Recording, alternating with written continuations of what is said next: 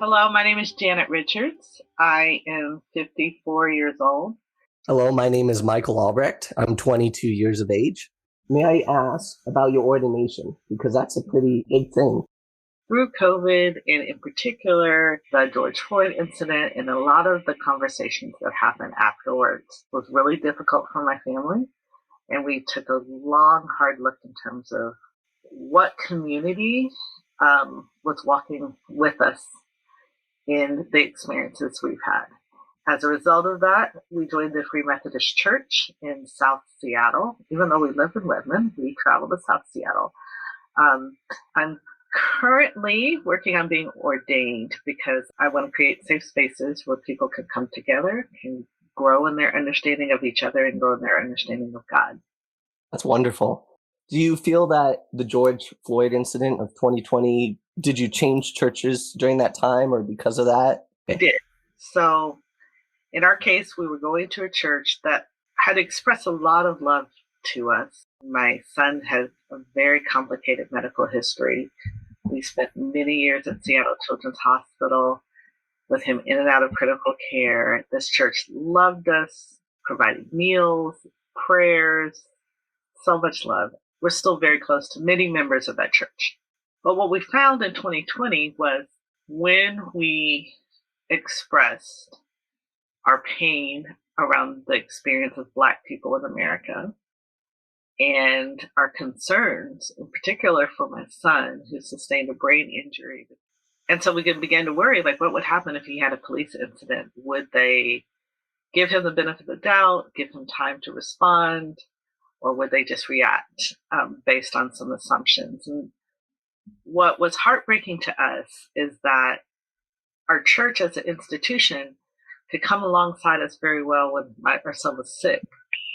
But when we expressed our experiences, they didn't know how to separate that from their ideology. Some were concerned that if they were to express sympathy for us, they would be betraying the police or portraying their political ideologies.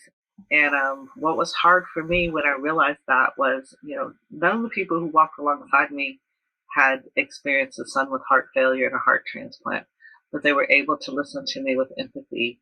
But when I brought my experiences as a Black mother to them, they couldn't listen with empathy. And that became something that we decided we needed another place.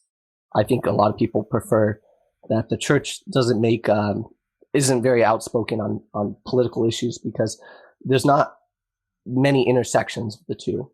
God wasn't about divisiveness. And Jesus wanted all people to share in his faith. That's just, I just feel really sad for that situation that happened to you. I'm glad you're with a church that better understands you and your beliefs.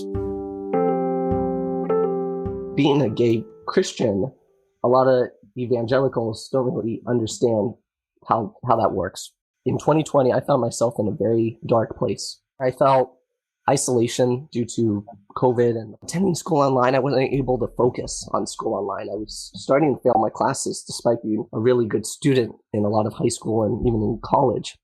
During this dark time, I actually met someone who is my current boyfriend.